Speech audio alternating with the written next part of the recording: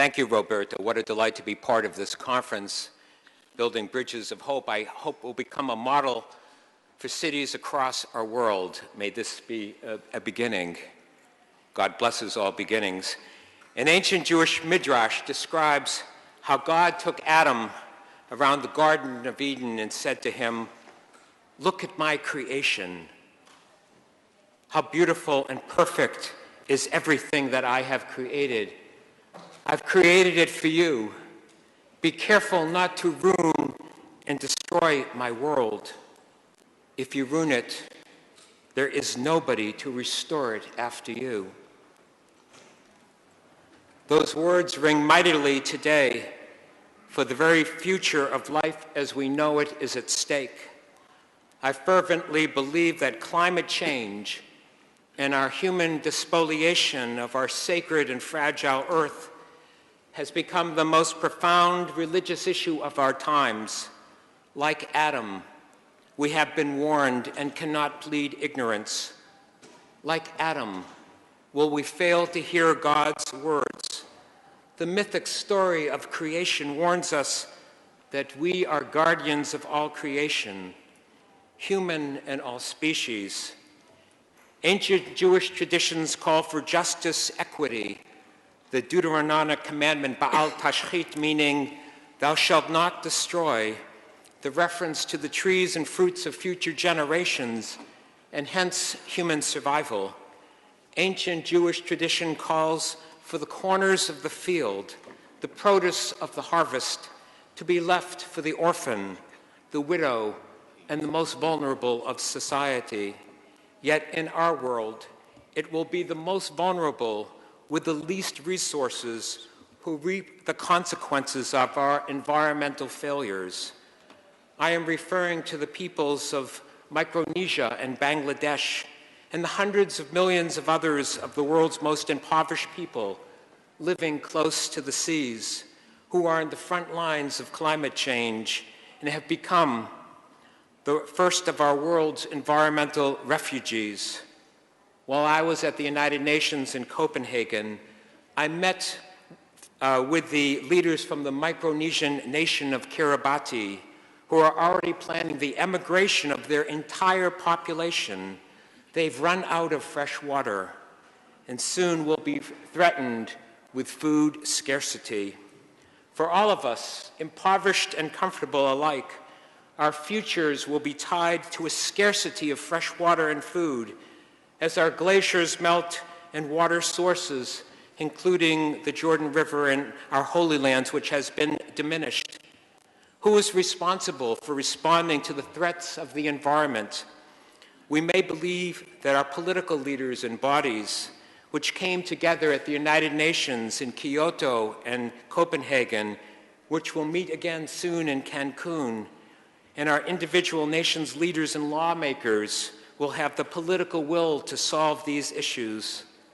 Others put the burden on our scientists, and particularly our environmentalists. Is this true?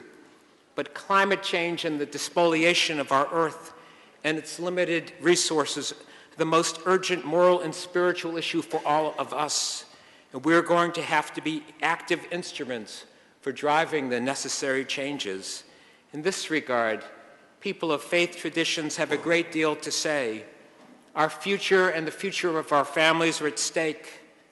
This conference, envisioned by Ambassador Miguel Diaz, Building Bridges of Hope, is meant to express the urgency of people of all faith traditions, represented here by the Abrahamic faiths, to take a bold lead in insisting that world leaders act to protect our Earth's changing climate and threats to humanity for those changes that they portend. Like biblical Joseph of old, we have been forewarned. We need to plan our survival, particularly with water and food issues for our planet. The future will bring environmental refugees in numbers unknown in previous ages. We can see what's happening with the flooding in Pakistan as we speak. As a result of climate change and habitat destruction, a myriad of species now face a silent genocide. We are caretakers of God's creation. We must never forget that along with the creatures of the earth, the fish of the seas, the birds of the air, we too are part of the great web of life. We are interdependent for our common survival.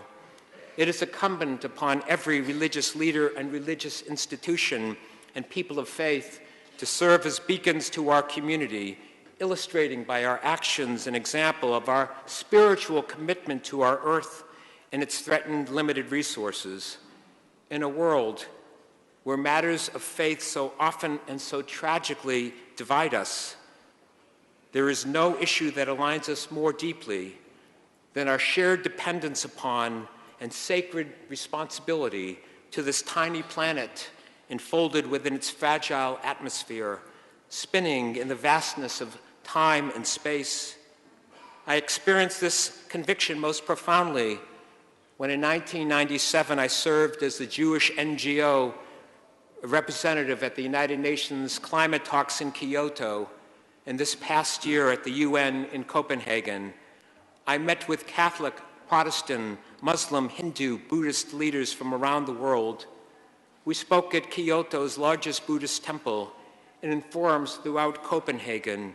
We led an interfaith march and vigil in our religious garb to the center of Copenhagen to share our concerns of faith leaders on the world stage. We need to be bold in public action. We all concurred that our diverse faith traditions, our human actions, our human failings and sins have damaged the environment. Each speaking from the voice of his or her own spiritual tradition, affirmed the responsibility to act amid chantings from Christians of the Psalms, readings of the Quran. I blew the shofar, a ram's horn, the blast of sound that has been Judaism's ancient call to action since the days we wandered searching our way in the desert. I carried this mandate for bold action on the environment back to my own country, my own religious community. Here, too, I found that faith traditions can readily unite on issues of climate change. Working for many years with a national partnership on religion and the environment, and as chair of the National Religious Coalition on Creation Care, I have joined interfaith leaders to engage Washington's Capitol Hill leaders, to meet with the White House staff. Political leaders are eager to hear a religious point of view. As interfaith leaders, we also met with the leadership of the World Bank every year, asking them to devote resources not only to poverty, but to sustainability, to uplift in the world, cultivating the development of the world's alternative energy sources.